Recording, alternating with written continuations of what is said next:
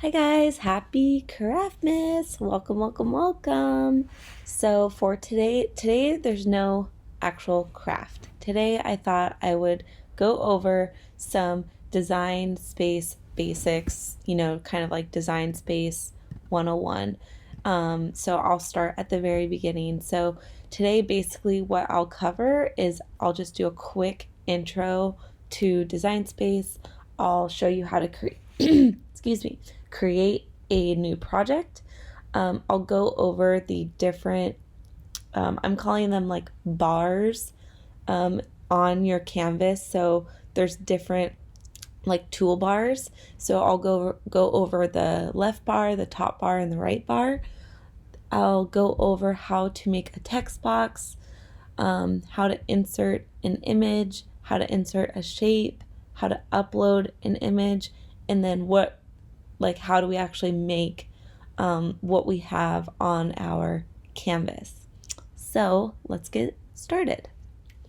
So first things first, so this is oops, that was not a good way to start. Okay, so this is the kind of design space hub. So here you'll have your projects. So this is all of the projects that you have saved that you can go back to and get information on. They have Cricut access stuff here. They have projects that are ready to be made. They have tutorials. They have a bunch of super fun stuff. But mainly what I use this kind of hub for is to access my projects and to create a new project. So you can create a new project one of two ways. You can click here where it says new project, or you can click here where it says new project.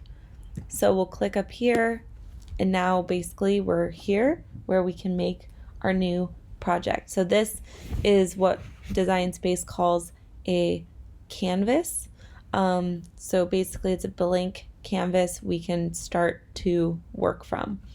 So now I'll talk about like the different toolbars that we have here. So this left bar is basically where you can, if you want to quickly make a new canvas, you can click that here.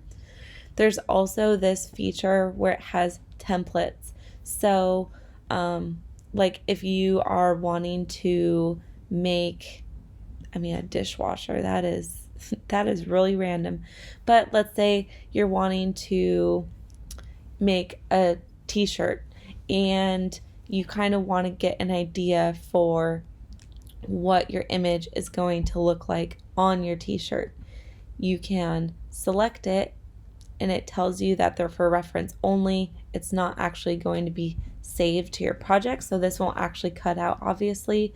It's just for your reference. So then if you wanted to write some text right here, you can get an idea for placing, you can get an idea for size. Obviously, all shirts are different, so this isn't, an exact science, but it at least can give you an idea. And what I think is really cool is if you come down here and click your template, you can change the type. So you can make it a women's short sleeve. You can even choose the size. So it's a really, really great tool. I use it mostly for shirts just to get an idea for placing and stuff like that. So that is the template feature. So I'm just creating a new project so that those will go away. All right, so the next feature we have here is projects. So again, that kind of goes back to all of the Cricut projects that they have. If you I use this just to kind of get ideas for things, but you can actually make all of these projects. Some of the materials you would obviously need to buy, like a shirt or a bag or something like that. So we'll go back to our canvas. So images, these are all of the Cricut images that we have access to. And basically you can come over here to filter. So if we want to just look at everything that's basically what we'll see. If we only want to see things that we can do print and cut with, we can filter it there. If we want to show all that are free, whether or not you have Cricut access or not, we can filter it that way. We can do my images. So these are images that I've uploaded myself. So that is the images feature.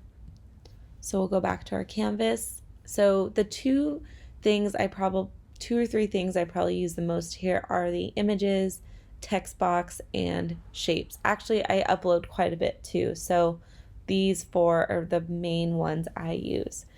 So now text box, obviously is self-explanatory. This is going to make a text box. And if you come up here, you can search through all of the Cricut fonts. Be forewarned, some of these do cost money. They're not all free. And if you don't have Cricut access, that will limit you even more. So just be mindful of that. Cricut access is basically what it sounds like, is it gives you access to additional images and fonts for a monthly fee. So I do pay for Cricut access. I do the $10 a month, and I have found it to be worth it. Some people don't think it's worth it at all, but that is just personal preference. Next, we have shapes. So here you can insert any shape that you would like. I use the square most often when I'm making a stencil. So that is how you insert a shape. And I'll go over these a little bit more in detail in a second. I'm just kind of going over the bar right now. And then uploading an image. So this is where we can upload images that we download from the internet. Okay, so now this top bar up here, which I know you guys can't see, so let's just make a shape just so this bar will light up. Okay, so this bar, this is where your like undo button and redo button is. Okay, also we have line type. So let's say we wanted to draw this square instead of cut it, we could click draw. So it'll give us a line that we can use our pen feature with. We also have this little guy here where we can change the color. So let's say we wanted to cut this out of a pink piece of vinyl or something. We could change the color easily up here. And changing the color is really important if you're wanting to cut out two things that you want cut out of different color vinyl. So I'll show you over here. I'm kind of jumping, but if we wanted to duplicate this, and let's say we wanted this cut out of a yellow and we wanted this cut out of green, well, if these are both yellow, it's going to tell our machine, hey, we want both of these cut out of yellow. But if we change the color to green, then it's telling our machine this one is going to be cut out of yellow material, this is going to be cut out of green material. So up here, there's some other fun things. I don't really use these over here. These are range buttons I do use quite a bit. So right now we have our yellow square behind our green square. If we wanted to rearrange that to move the yellow square to the front, all we have to do is click send to front. Also, we have a flip feature. So with a square, obviously that won't matter, but you can flip your image horizontally or vertically really easy without having to like turn it like this. You have size, so you can change the size like this, or you can, make it smaller, rotating and positioning. So the main things that I use with this bar are the undo buttons, the color and arranging and flipping. Everything else I kind of like to do manually. Okay, So now our right bar. So over here we have our layers tab and we have our color sync tab. So the layers tab is basically each one of these colors or shapes is considered a layer. So if I wanted to select my green layer, I would just click that and you can see that it has selected it over here. If I wanted to select my yellow one, same thing.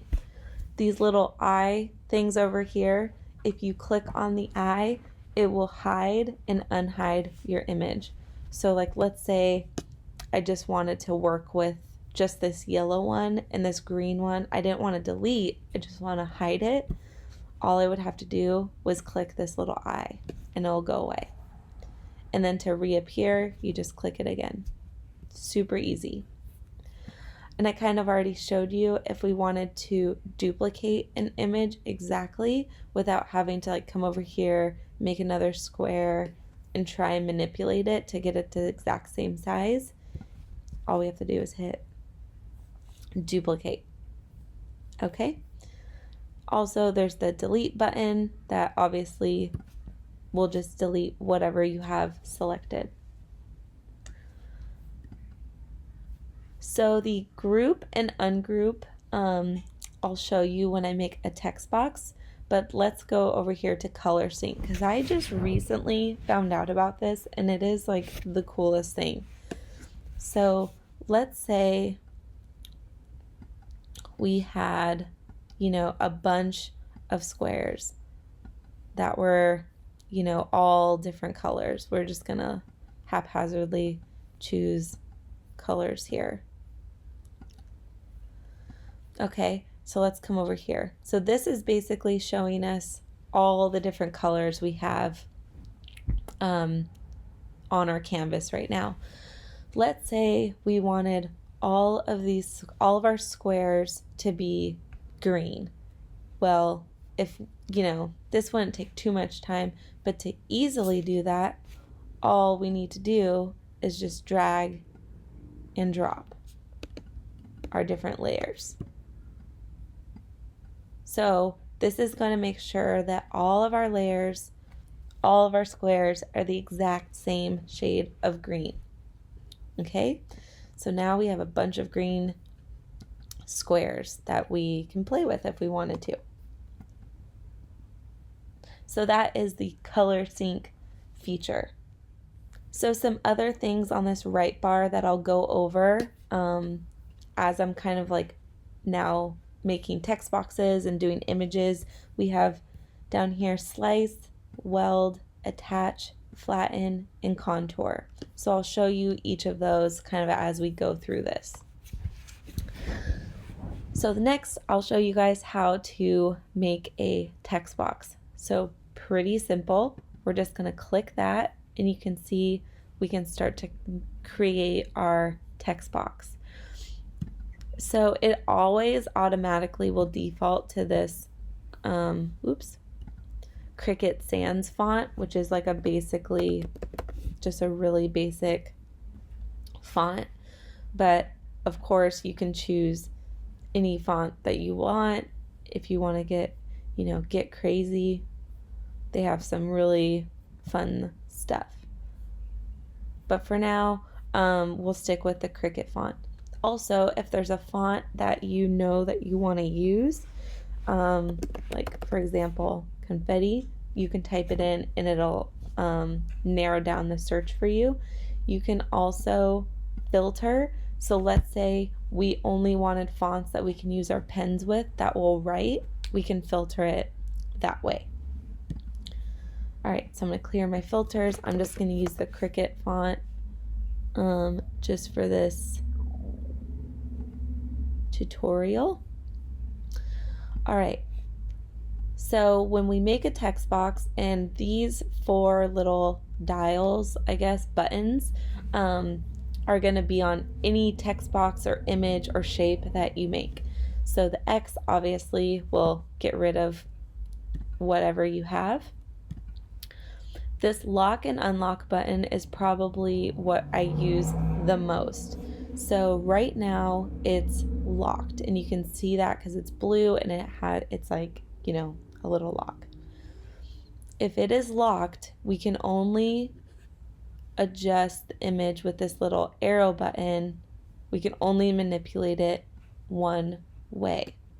But if we unlock it, see, now it's unlocked, now this is green, we can stretch and manipulate our text box really however we want. So I usually unlock every single image, every single text box, because I'm usually sizing, resizing, you know, all that fun stuff. Okay, so now let's change our font to, we'll do like a cursive kind of script font.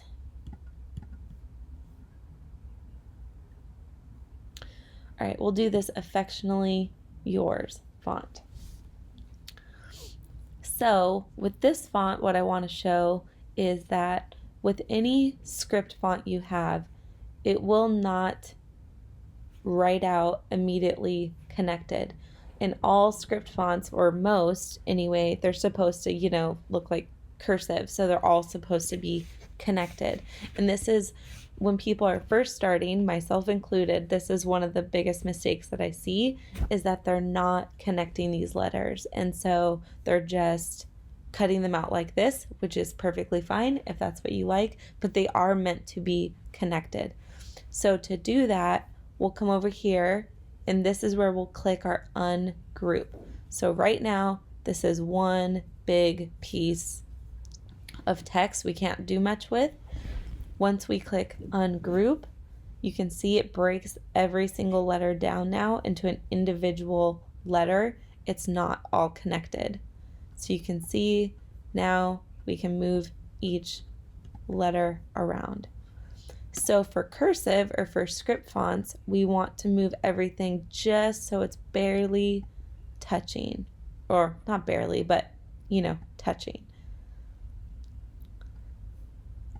And I will say that I prefer to manually move letters. However, when the word is not ungrouped yet, you can just adjust the letter space of the whole word and move it closer together. Personally, I think that takes too much time, and I do not like to do that, so I would prefer to ungroup it myself and then just move the letters. So now we have everything touching where we want it.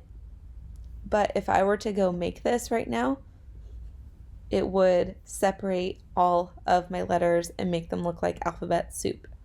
Why is that? Because nothing is actually stuck together or welded together. Everything is still separate, and you can tell that by over here, each letter is a separate layer. So what we want to do is I want to highlight, and I'm just holding down my mouse or my, you know, little mouse pad and just dragging the cursor. And so now you can see it is selecting everything because there's a big square over every single letter. Now I'm going to come down here to weld. I'm going to click my weld button, and basically it does exactly what it sounds like, is it welds or it sticks all of your text together. So now it is one word, and you can see over here all of those letters have been stuck together or welded together as one word. So now when we go to make it, it will cut out how it's supposed to cut out as one cohesive word. Okay, so now let's insert an image. So I'm going to come over here to image, and let's just search up in the search bar Cricut. These are so cute.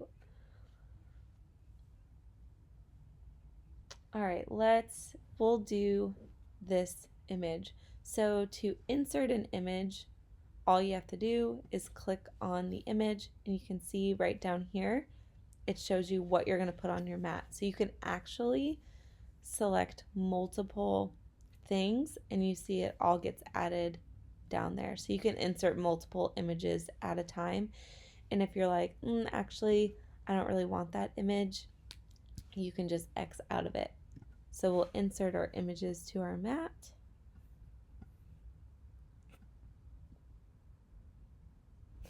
And now, so the same things apply. We can unlock, we can make these bigger just by using the arrows. If we wanted to do that, can move them around. And so that's basically it. So the other feature down here that I can show you is the contour. And I really just found contour, and it is a great, great, great tool. So if we click contour, basically what this is allowing us to do is we can turn off areas that are going to be cut out. So like, let's say we didn't want this little Cricut guy to have a mouth. We didn't want him to have an eye. We just wanted like the Cricut silhouette. So I basically just clicked all of these and I'm turning the cutting off and hit the exit. So now we're just left with the silhouette of the Cricut. So I think that button is cool. Obviously, it doesn't really make too much sense for this purpose, but sometimes if I want to get rid of like a hole that's in an image or something, contour is super duper helpful. And you can see over here our layers. We have our Cricut symbol layer, we have our Love Cricut layer, and then we have our actual word layer. Okay, and so I think the last kind of basic thing that I'll show you is how to upload an image. So you guys know I do a lot of work with Auntie Tay, so I'll show you how to upload an image from her page. So we can come over here to, let's do hobbies, crafting. All right, so let's say I wanted to upload this image here. So any place that you're getting images from, you're probably going to have an option to download. So I'm just going to do a direct download. You can see it's right down here on my computer. So I'm going to come back to Cricut. I'm going to go to upload. I'm going to click upload image, click browse, and now you can just find wherever your computer saves your images. So just click on whatever you want to upload, click open, and you can see our image is right here, ready to be uploaded, and we're just going to hit save. So now we just click on our image and insert it to our mat. Pretty dang simple. That is the most basic way to upload an image. There are ways you can do it on the internet, which I've done a quick tutorial on that, which I'll link below or above in the little bar, but this is the easiest way to do it. All right, so I'm going to get rid of that.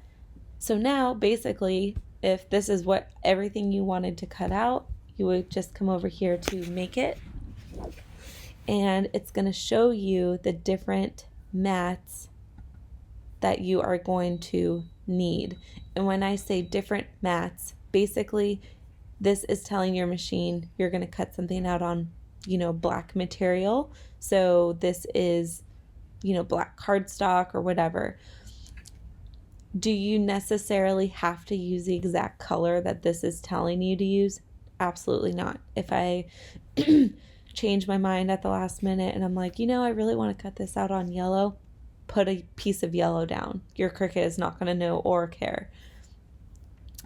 So that is basically it here. The one thing I will show you is if you are cutting anything out on iron-on or HTV, you're going to want to mirror your image, and all you need to do is just click this little tab. Basically, what that is doing is it's flipping your image, because how iron-on or most iron-on works is you cut it out backwards, because then once you apply it, you actually are flipping it. And I have plenty of HTV tutorials where you can actually see that be done. So you can just click those up in the bar, the little link bar above. Then essentially we would go to continue, and it will find your machine. So make sure your machine is on and in range and ready to go. Okay, so I realized I forgot to show you guys a couple of other things down in this area I wanted to show you just really quickly. And I have other tutorials on how to like make a stencil, like start to finish, but one of the buttons I definitely use down here the most, besides weld and attach, is the slice button. So slice can be used when, number one way I use it is when I want to make a stencil. So to use slice, you can notice right now it's not lit up because there's nothing that I can like slice this little Cricut image from. So if I wanted to make a stencil of this, actually let's use this as a better example. If I wanted to make a stencil of this, I would start by making a shape. So we'll make our square here, and I'll change the color of the square to, let's do like pink, just so you can like really see what I'm doing here. So to use this slice button, what we want to do is I'm right clicking, and I want to bring this text to the front. So you can see I'm now putting this text on top of this rectangle. So slice is still not lit up.